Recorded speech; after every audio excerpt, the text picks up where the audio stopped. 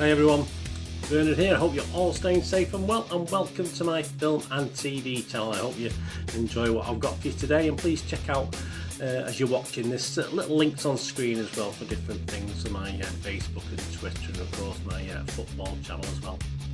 And please, all your comments are very welcome. Just let us know and push that subscribe button. Don't forget, please push the subscribe button. Make sure your notifications set to public as well if you want to know when these vlogs are coming out. Push that notification button as well. So please enjoy.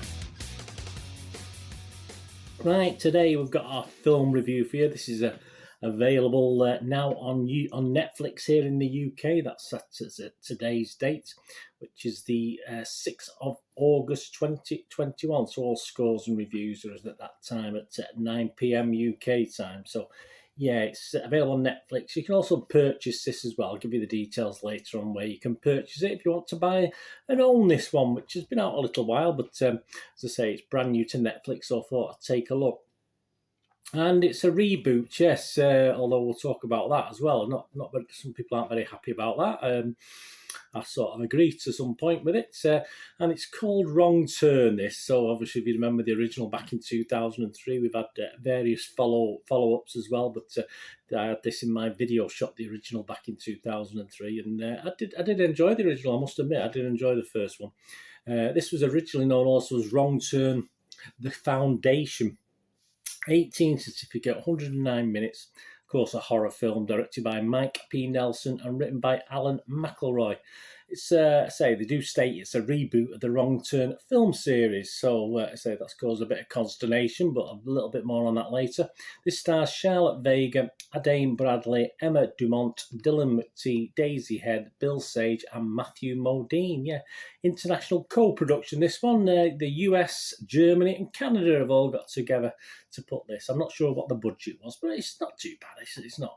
It doesn't look overly cheap, put it that way. So. But I don't have the budget figures on that. What's it about? Well, if you look at their old Wrong Turns, it's about these friends hiking a Appalachian trail are confronted by the Foundation, a community of people who have lived in the mountains for hundreds of years. Of course you have, with no trouble. You don't get married by anybody. There you go. This must be like that in the US. I mean, here in the UK, we'd soon find people hiding here. It's not a big enough country, is it? But it's talking a different thing, aren't we, in the US? Is it any good?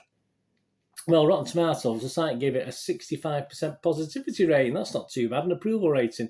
That was based on 62 critics' reviews with an average rating of 5.9 out of 10. So just a smidgen below that wonderful 6 out of 10 mark I like to see on these films. With 40 fresh and 22 rotten. So again, that's fairly positive. The site actually say Wrong Turn is a cut below more effective horror outings. Cut below, not above.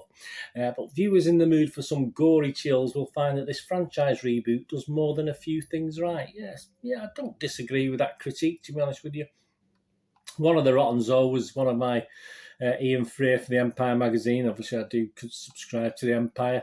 Wrong Turn has some decent booby trap business, he says, but can't find enough that is different to enliven the weary concept. But, there is a but, for the horror hardcore, keep watching once the credits roll. So there you go. Yeah, again, would agree with that. One of the fresh reviews was from Adam Naiman from The Ringer. He said, The Wrong Turn finds its agile equilibrium in the balance between being a film of ideas and a film with a body count. So there is positivity. The audience, Rotten Tomatoes, not overly impressed. 2.9 out of 5, but again, that equates to 5.8 out of 10. So again, just a smidgen below that 6 out of 10 I like to see. We look at Metacritic, don't we? Have a look at Metacritic. It assigned an average of 46 out of 100, so a little bit less than Rotten Tomatoes. I mean, Rotten Tomatoes has been very kind to films these days. I used to find it very critical, and now it just seems to be all buddy-buddy, and other sites are more critical than Rotten Tomatoes now. I'm sure it hasn't always been like that, but very interesting to see. But there's only 7 reviews on the critics' reviews on Metacritic, so it got 1 positive, 5 mixed, which is fair enough, and 1 negative. So again, it's pretty much split down the middle. It scores anywhere between 38 to 75 out of 100 from the various reviewers. one of the least impressed, although again there's a but with it, which is interesting. Movie Nation's Roger Moore only gave it 38 out of 100. He said, I didn't hate it, but didn't get much out of it and found it boring. Still, fans of kidnapping, impaling, hot poker in the eye cinema may take it to it as their cinematic happy place. There you go. So as I said, a negative, but there is a but, which we found with Rotten Tomatoes as well. IGN's Matt Fowler, he preferred it a little more. He gave it 60 out of 100 and said, Wrong Turn delivers a handful of timely twists and coats the franchise with a new and vastly more interesting sheen. It stumbles at times to balance all the themes it's trying to handle with regards to social ills, individual value and self-determinism, but the end result is still a warp ride that could set up more thrills to come. Yeah, I have no doubt we've got sequels on the way to this.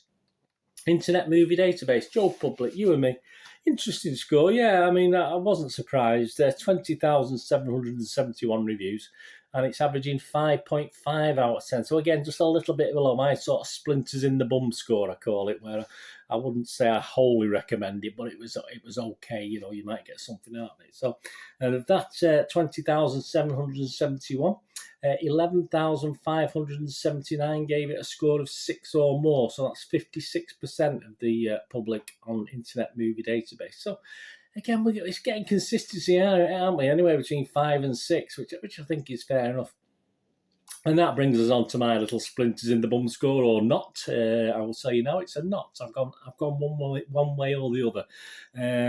I think a lot of the criticism, I think it's probably understandable, is with the Wrong Turn tie-in, because it is a totally different backstory, if you like, to Wrong Turn. Well, not totally different, but a very different backstory to the Wrong Turn tie-in. So I think a lot of people were saying if it called something else, they may have liked it more, and I can't disagree with that. I did, as I say, I loved the film. I didn't say love. I liked very much the original Wrong Turn back in 2003.